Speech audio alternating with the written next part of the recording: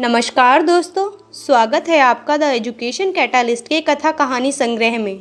हमारी आज की कहानी का शीर्षक है एक टोकरी भर मिट्टी, जिसके लेखक हैं माधवराव स्प्रे।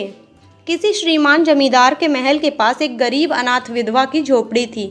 जमींदार साहब को अपने महल का हाथा उस झोपड़ी तक बढ़ाने की इच्छा हुई। विधवा से बहुतेरा कहा कि अपनी झोपड़ी हटा ले, पर वह तो कई जमाने से वहीं बसी थी। उसका प्रिय पति और इकलौता पुत्र भी उसी झोपड़ी में मर गया था। पतोहू भी एक 5 बरस की कन्या को छोड़कर चल बसी थी। अब यही उसकी पोती इस वृद्ध काल में एकमात्र आधार थी।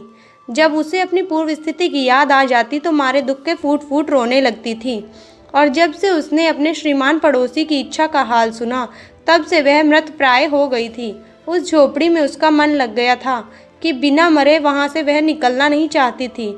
श्रीमान के सब प्रयत्न निष्फल हुए, तब वे अपनी जमींदारी चाल चलने लगे।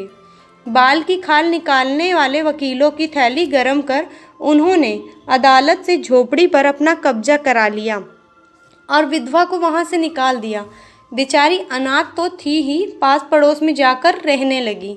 एक दिन श्रीमान उस झोपड़ी के आसपास टहल रहे थे और लोगों को काम बतला रहे थे कि वह विधवा हाथ में एक टोकरी लेकर वहां पहुंची। श्रीमान ने उसको देखते ही अपने नौकरों से कहा कि उसे यहाँ से हटा दो, पर वह गिड़गिड़ा कर बोली, महाराज, अब तो यह झोपड़ी तुम्हारी हो ही गई है, मैं उसे लेने नहीं आई हूँ। महाराज क्षमा करें, तो एक विनती है। जमींदार साहब के सिर हिलाने पर उसने कहा, जब से यह झोपड़ी छूटी है तब से मेरी पोती ने खाना पीना छोड़ दिया है। मैंने बहुत कुछ समझाया, पर वह एक नहीं मानती। यही कहा करती है कि अपने घर चल, वहीं रोटी खाऊंगी। अब मैंने यह सोचा कि इस झोपड़ी से एक टोकरी भर मिट्टी लेकर उसी का चूल्हा बनाकर रोटी पकाऊंगी। इससे भरोसा है कि वह रोटी खाने लगेगी। महाराज, कृपा करके आज्ञा दीजिए तो इस टोकरी में मिट्टी ले आऊं। श्रीमान ने आज्ञा दे दी। विधवा झोपड़ी के भीतर गई। वहां से जाते ही उसे पुरानी बातों का स्मरण हुआ और उसकी आंखों से आंसू की धारा बहने लगी। अपने आंतरिक दुख को किसी तरह संभाल कर उसने अपनी टोकरी भर मिट्टी ली और हाथ से उठाकर बाहर ले आई। फिर हाथ जोड़कर श्रीमान से प्रार्थना करने लगी, महाराज, कृपा करके इस टोकरी को जरा हाथ लगाइए, जिससे कि मैं उसे अपने सिर पर धर लूं। जमींदार साहब पहले तो बहुत नाराज हुए, पर जब वह बार बार हाथ जोड़ने लगी और पैरों पर गिरने लगी तो उनके मन में कुछ दया आ गई। किसी नौकर से न कहकर आप ही स्वयं टोकरी उठाने आगे बढ़े। जो ही टोकरी को हाथ लगाकर ऊपर उठाने लगे, त्यों ही देखा कि यह काम उनकी शक्ति के बाहर है।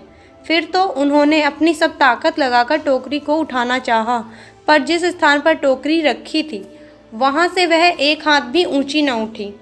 वह लज्जित होकर कहने लगी, नहीं, यह टोकरी हमसे न उठाई जाएगी। यह सुनकर विधवा ने कहा, महाराज, नाराज न हों, आपसे ये एक टोकरी भर मिट्टी नहीं उठाई जाती, और इस झोपड़ी में तो हजारों टोकरियां मिट्टी पड़ी हैं।